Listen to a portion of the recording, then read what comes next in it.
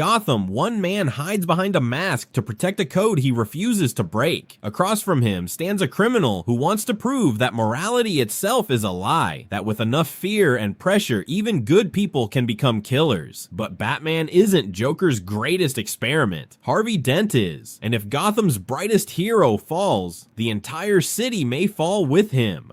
Gotham City is already drowning in organized crime when the movie begins, but something far more dangerous is about to enter the game. A group of men wearing clown masks launch an incredibly precise bank robbery, but this is no ordinary bank robbery. Every robber has one specific job. One disables the alarm, another opens the vault, another controls the hostages, and another moves the money. But there's something extremely dangerous hidden inside this plan. Every robber has secretly been given the same kind of instruction. As soon as your partner finishes his job, kill him, because the fewer people who survive, the bigger everyone else's share of the money becomes. And so, one by one, they begin killing their own partners.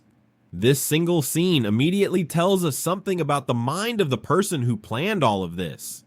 He doesn't simply kill people, he uses their greed to turn them against each other. By the end of the robbery, only one man remains. He removes his mask, and he is none other than the Joker. But Gotham already has another masked man, Batman. Because of Batman, criminals across the city have become afraid to even go out at night. And it doesn't stop there. Some ordinary citizens have started copying him, wearing homemade Batman costumes and trying to fight crime themselves. One night, several fake Batmen interfere with a drug deal involving Scarecrow and other criminals. But these ordinary men aren't capable of handling real criminals. As the situation becomes more dangerous, the real Batman suddenly arrives. He stops the criminals and saves the fake Batmen. But after the fight, one thing becomes very clear. Batman is not a god. Bruce Wayne's body is covered in injuries. His body is beginning to pay the price for fighting night after night. And Bruce is starting to understand something important. Gotham cannot depend forever on one masked vigilante. The city needs a hero people can see standing in the daylight, and Bruce believes he may have finally found that person. That man is District Attorney Harvey Dent. Harvey is fearless, he's intelligent, and most importantly, in a Gotham poisoned by corruption, he is still honest. He doesn't fight criminals from rooftops. He sends mobsters to prison through evidence, courtrooms, and the law. Bruce sees Harvey as someone who could one day create a Gotham that no longer needs Batman. But there's one personal complication. Harvey's girlfriend is Rachel Dawes, and Rachel is the same woman Bruce still loves. But Bruce believes so strongly that Harvey may be Gotham's future that he is willing to support him anyway. Because if Harvey can legally bring crime under control, Bruce may finally be able to stop being Batman. But while Gotham is building a new hero, Joker is preparing to show everyone just how easily a hero can be broken.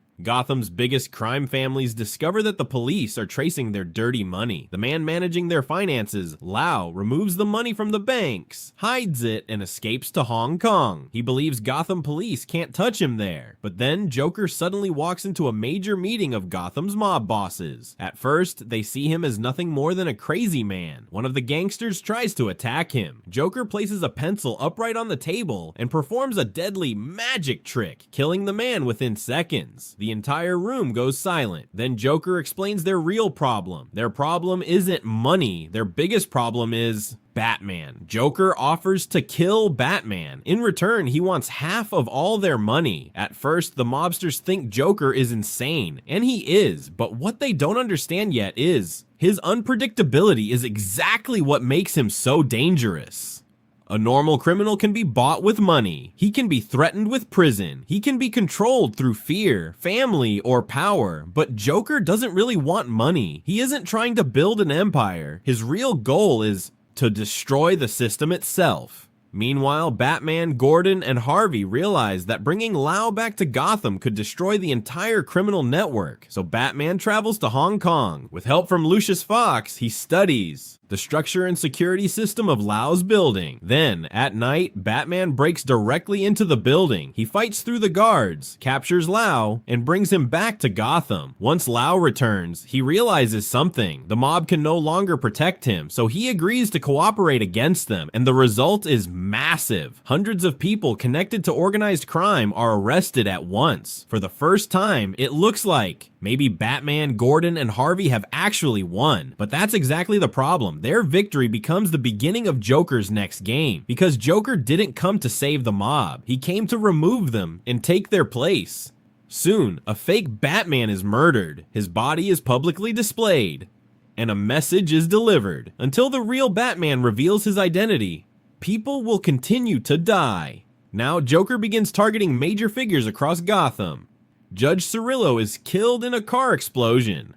Commissioner Loeb dies after drinking poisoned alcohol. And another major target is Harvey Dent. During a fundraiser Bruce is holding for Harvey, Joker enters the building with his men. He's looking for Harvey. Bruce secretly hides Harvey, then disappears so he can become Batman. Meanwhile, Joker grabs Rachel. And here, we see another disturbing side of Joker's personality. He tells stories about how he got the scars on his face. But every version of the story is different. Sometimes his father caused them. Sometimes his wife is involved. Maybe none of those stories are even true, because Joker doesn't want people to understand his past. He wants them to fear only one thing, what he has become. Then he throws Rachel off the side of the building. Batman immediately jumps after her and saves her life. But once again, Joker disappears. Now Bruce begins to understand that this man cannot be defeated by treating him like an ordinary criminal. Alfred explains something important to him. Some people don't commit crimes for money, power, or any normal goal. Sometimes they simply want to watch the world burn. And Joker's game keeps getting bigger. Using evidence left behind by Joker, Batman tries to discover his next target. A public ceremony is being held for Gotham's mayor. Joker and his men disguise themselves as police officers. Then they open fire. Gordon jumps in to protect the mayor and gets shot. Everyone believes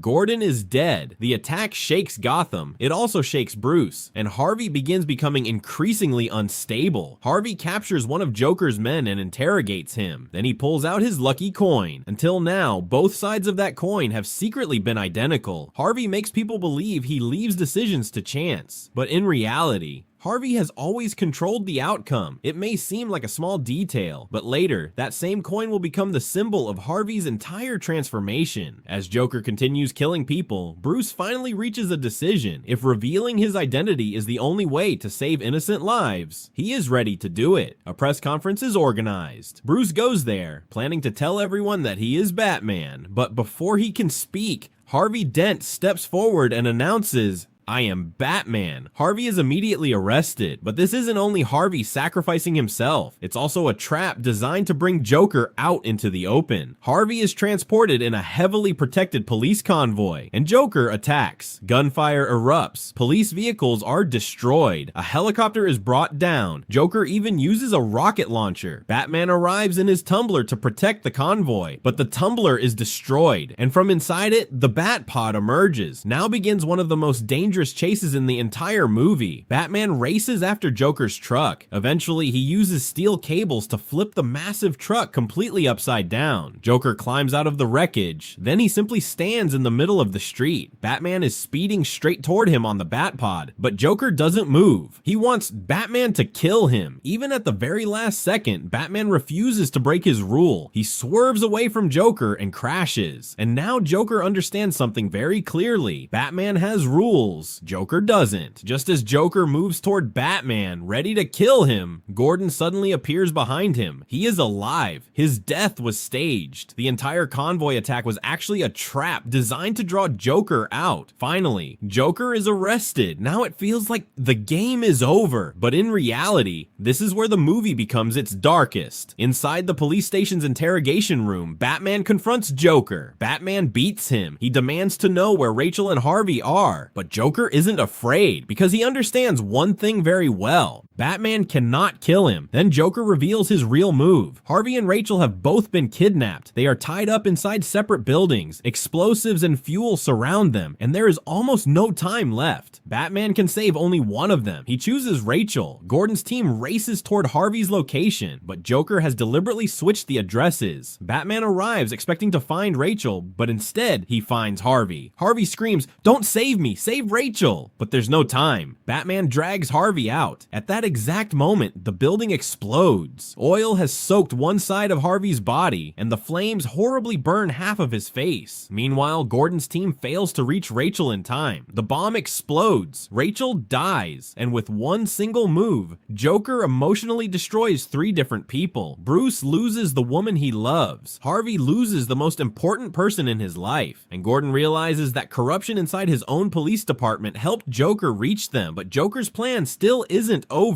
One of the prisoners inside the police station has a bomb hidden inside his body. Joker asks for a phone. The phone signal triggers the explosion. Chaos spreads throughout the station, and Joker escapes with Lau. This wasn't just an escape plan. It was another carefully controlled chain reaction. The next day, Alfred reads a letter Rachel had written for Bruce. Rachel had already decided to marry Harvey, and she believed Bruce would never completely stop being Batman. But Bruce still believes Rachel would eventually have chosen him. Alfred doesn't give him the letter. Instead, he burns it, because sometimes a comforting illusion can keep someone alive better than a devastating truth. Meanwhile, Joker makes one thing completely clear. He never truly wanted the money. He piles the mob's millions into one enormous mountain of cash. He puts Lau on top of it and sets the entire pile on fire. For ordinary criminals, money means power. But to Joker, money is just another illusion people created to make the world feel orderly. Now his next target is Harvey Dent. Harvey is lying inside Gotham General Hospital. Half of his face has been completely burned, and Rachel's death has shattered him mentally. Joker enters Harvey's hospital room disguised as a nurse. He doesn't physically force Harvey to become evil. Instead, he simply puts one question inside Harvey's mind. Who is really responsible for Rachel's death? The police? The mob? Gordon? Batman? Or all of them? Then Joker places a gun directly into Harvey's hand. He even leaves his own life to a coin toss. And in that moment, Gotham's White Knight dies on the inside. Harvey begins using his damaged coin to make decisions. Now one side is normal, the other side is burned. And that coin begins deciding whether people live or die. Harvey Dent becomes Two-Face, and this becomes Joker's greatest victory. If Joker had simply killed Harvey, Gotham would have turned him into a martyr. But if Harvey himself becomes a murderer, Gotham's greatest symbol of hope becomes proof that even a good man can eventually break. Now Joker begins his final and most dangerous psychological experiment. He announces that Gotham now belongs to him. People become terrified and begin trying to escape the city. But Joker creates fear that the roads, bridges, and tunnels may not be safe, so people begin evacuating Gotham by ferry. 2 large ferries leave the city. One carries ordinary civilians, the other carries prisoners. After some time, explosives are discovered on both ferries, and each ship receives a detonator. But the detonator does not control the bomb on their own ferry. It controls the bomb on the other ferry. Joker gives them a choice: destroy the other ferry before midnight, and you survive. If neither side does anything, everyone dies. And now, the movie stops being just an action movie. It becomes a test of humanity. Joker believes that people are not truly good. They only act good while they feel safe. But once death becomes real, they will kill someone else to save themselves. On the civilian ferry, an argument begins. Some people say, the other ferry is full of criminals. They already had their chance. Meanwhile, the prisoners know that the civilians could decide to destroy them at any moment. On the prison ferry, one massive inmate steps forward. He asks the officer for the detonator. Everyone thinks he is about to blow up the civilians. Instead, he takes the detonator and throws it out the window into the water. On the civilian ferry, another man volunteers to press their detonator. He takes it into his hand. His finger is right there on the button, but he can't press it. Midnight arrives. Both ferries remain intact. Neither side kills the other. And for the first time, Joker's theory is proven wrong. Even when fear, death, and pressure reach their highest point, People refuse to murder each other, but Batman still has to find Joker. To do that, Bruce activates an incredibly powerful sonar system. Using signals from cell phones across Gotham, the system creates a live map of the entire city. Lucius Fox is disturbed by the technology, because giving one person that much surveillance power is extremely dangerous. Batman agrees, so he designs the system to destroy itself after this one emergency. Eventually, Joker's location is discovered, but when Batman arrives, he finds another trap. Joker has switched the clothing of the real criminals and the hostages. The people the police believe are criminals are actually innocent hostages, and the people who look like hostages are actually Joker's men. The SWAT team is about to shoot the wrong people, so Batman is forced to fight not only Joker's men, but also the police. He stops the SWAT officers before they accidentally kill innocent people. Eventually, Batman reaches Joker. The two fight. Joker waits for the fairies to explode, but nothing happens, and Batman proves something to him. The people of Gotham are not what Joker believed they were. Joker pulls out his own detonator and tries to blow up the fairies himself. Batman stops him. During the fight, Joker falls from the building. Batman could simply let him die, but he fires a rope and saves Joker. Even after everything Joker has done, Batman still refuses to break his rule. It seems like Joker has finally lost, but even while hanging upside down, Joker begins laughing because he still has one final card left, Harvey Dent. While Batman was saving hundreds of people, Harvey was hunting everyone he believed was responsible for Rachel's death. Eventually, he takes Gordon's family to the same building where Rachel died. Gordon arrives. Harvey is holding a gun to Gordon's young son's head. Then Batman arrives. He tells Harvey, this is exactly what Joker wanted. He wanted to turn Gotham's best man into a criminal. He wanted to use Harvey as proof that even the best person could fall. But Harvey no longer believes in justice. Now, he believes only in chance. He flips his damaged coin for Batman. The burned side comes up. Harvey shoots Batman. Then he flips the coin for himself. He survives. Finally, it is Gordon's son's turn. Now, Joker's entire philosophy is only seconds away from becoming true. Gotham's greatest public hero is ready to kill an innocent child just to make another man experience the same pain he experienced. At that moment, the injured Batman gets back up. He tackles Harvey. Gordon's son is saved. Harvey falls from the building and dies. But now another problem appears. If Gotham discovers that Harvey Dent became a murderer, every case he built could be questioned. And more importantly, the people of Gotham would lose their White Knight. So Batman makes one final decision. The murders Harvey committed, Batman will take the blame for them. Gotham will remember Harvey Dent as a hero, and the man who actually saved Gotham, Batman, will be declared a criminal. Because sometimes, the person who saves a city isn't the person everyone thanks. Sometimes, the real hero is the one who saves everyone, and is still willing to be hated for it.